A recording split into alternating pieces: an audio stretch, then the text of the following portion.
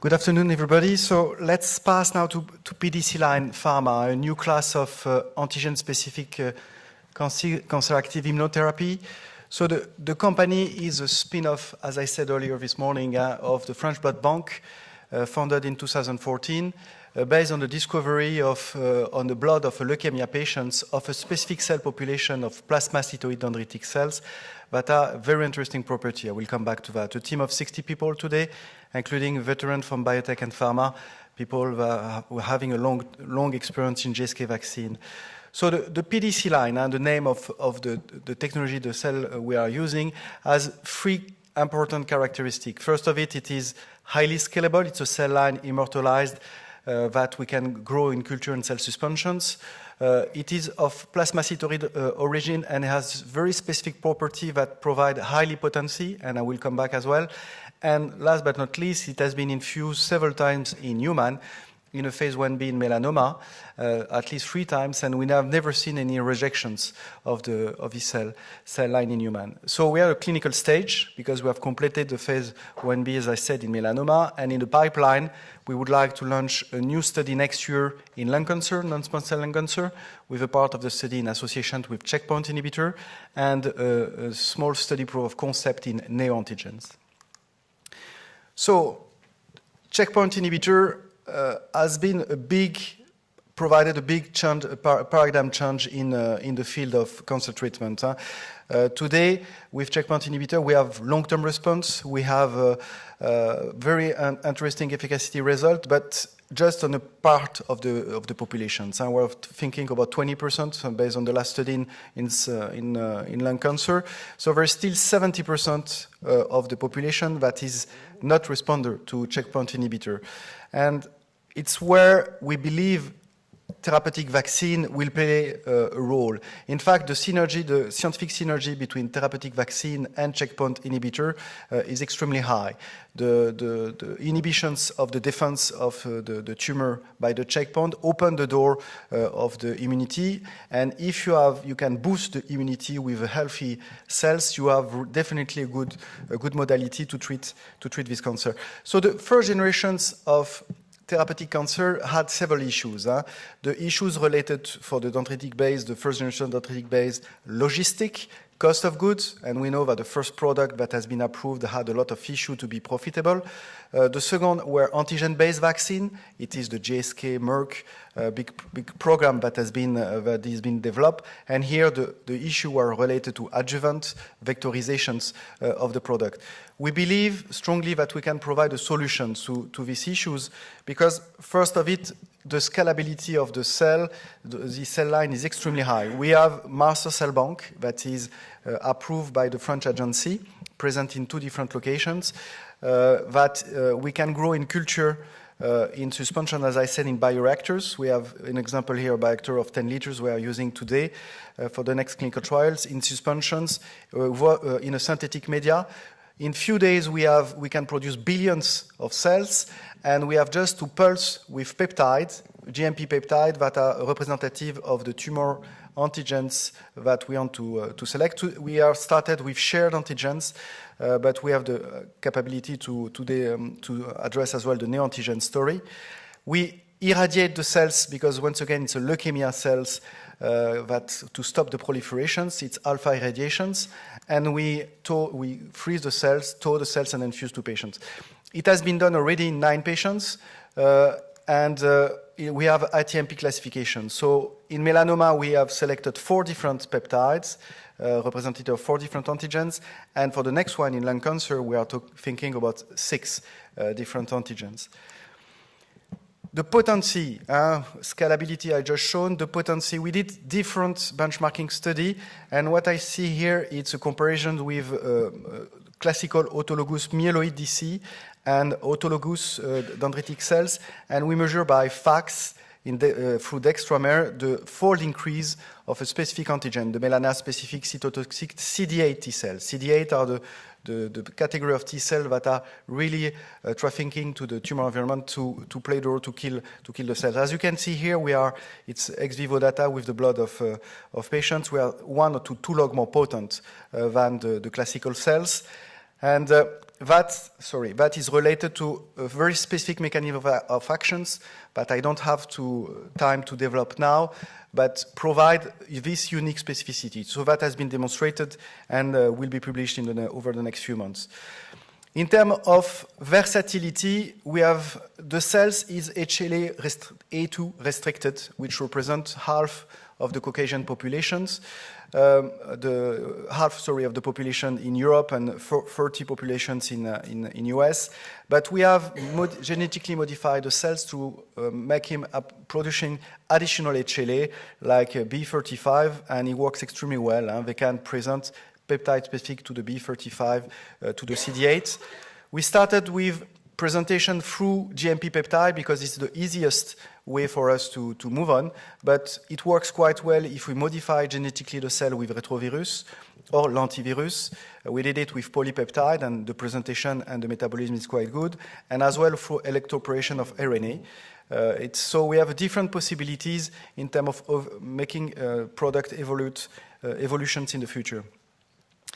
Okay, to demonstrate the immunogenical activity over the last 15 years, the scientific founder, Joël Plumat, coming from the French cord blood, l'EFS, European Blood Agency, has made a lot of experiments and generated a lot of data in vitro and ex vivo in the blood of patients, in the blood of healthy donor, in the cord blood, in human mouse and in human, finally, because we have this already the result now of the phase 1b melanoma patients. So first, data that are quite important for a vaccine is the ability to what we call prime naive T cells. You have naive and memory T cells, and to be effective, a vaccine must transform this naive T cell, the cell that have never seen any antigens, in memory T cells. And to do that, cord blood is a good raw material because by definition everything is naive. And as you can see here, we tested with the cell line pulse with two different antigens, GP1 and melan A, and after 21 days, you can see here on in this different element that there is high amplifications of the clone of CD8 specific of these two antigens. What we did as well, we have taken from the biopsy of melanoma patients the T lymphocyte, the T infiltrating T cells that, as you can see here in the beginning, are completely energized by the tumor microenvironment. So if you look at FACS, the CD8 representative of these four different antigens that were the ones selected as the candidate in the clinical trials, there is almost nothing. And when you cultivate with the cells pulse with this peptide, after 20 days, we have 31% of all the CD8 that are representative of these four different antigens, which is a huge number, and showing the capability, once again, to prime naive T cell and to expand and desagonize the cells. Neoantigens. So it's a very hot topic. Currently, a big fundraising has been done by Pharma, by biotech company in US and Europe, Neon, BioNTech, and the others.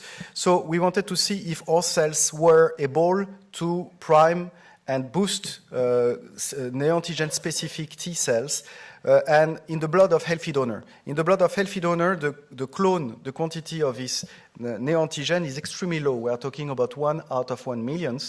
And as you can see here, by selecting two neoantigens where the mutation is identified, that has been published in the literature, and mixing with the cell lines, we are able to see in 14 days a nice expansions and priming of these neoantigens, which is even stronger after 21 days. So showing that we can definitely boost and prime and boost this neoantigen, and open the door as well with our cell line, the capacity to screen the immunogenicity in vitro of neoantigens, which is today not existing because the majority of the players in this field are using algorithms to select the neoantigens.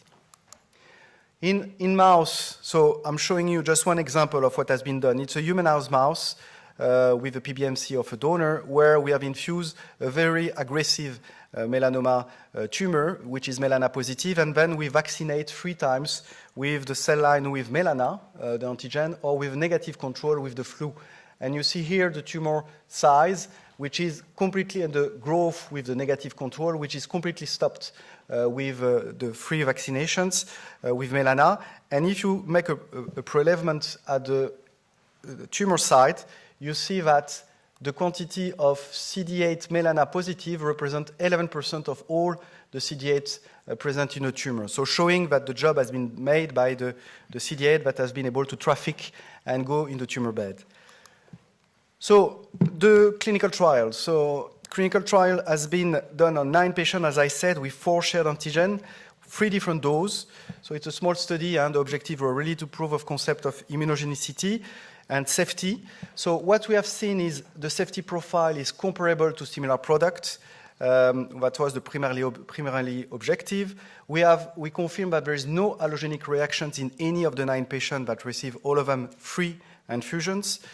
Very significant antigen-specific CD8 T-cell response, directly detectable ex vivo in the blood, so without any expansions in vitro to be able to see the clone of CD8, which is a significant result. 2 out of the 6 that were analyzable, out of the 9 that has been treated. And last, but you have seen sign of clinical activity. The analysis is ongoing, but once again, on 9 patients, we are not going to conclude anything, but it's nice to see some of these signs. And that, despite the fact there is only 3 infusions, we will see in the next clear trials we'll test 6 injections, and no immune checkpoint inhibitor that were co-administrated. And the next study, we will co-administrate the checkpoint inhibitor. So when I say just 3, we tested in another animal models what's happened if we infuse 4 times with another animal models where there is no graft versus host disease. And what you can see, it's when you infuse 3 times, we have 1% of all the CD8 which are melana positive with a vaccine infused with melana. And if you infuse a 4th time, we pass to 5%. So a boost, a multiplication by 5.5. So that demonstrates, at least in animals, that more infusions would boost again the immune system. For the synergy with checkpoint inhibitor, we have taken melanoma patients' blood, and that in this case, the CD8 are energized by the tumor. So there's the PDL1 and the PDL2 that block completely the expansions of the CD8. And look what's happened when we mixed after 1 week with our cells. With 1 week, you see here with melana, we pass from 0.041 to 0.62, a multiplication by 15. If we have checkpoint inhibitor alone, it's not statistically significant. We have a little increase, which is expected. But if we mix both checkpoint inhibitor and vaccine, we have really a big synergy. It's really, you can really see it here in BIFAX, and a multiplication by 2, which is what was expected and what we expect to see as well in human when we infuse the patients. So in terms of development plan, so as I said this morning, we are in the process to raise a new capital. We did the first seed of financing last year. We would like Q1 next year to do a new round of financing in the range of 18 million euros, plus non-dilutive money from the Belgium, from the Walloon regions. And with this money, we would like to finance the new clinical trials in lung cancer with a cohort with checkpoint inhibitor, and to make a study, as I said, with neoantigens to show that as well we can definitely have results with neoantigens. But of course, to carry on the work we are conducting on the preclinical work, which is important. Based on that, we will do a second study with a comparator anti-PD-1 alone to show the statistical difference of the clinical efficacy that we expect to get in 2022. I thank you for your time, and I think I'm on time. Yeah. Okay. Thank you.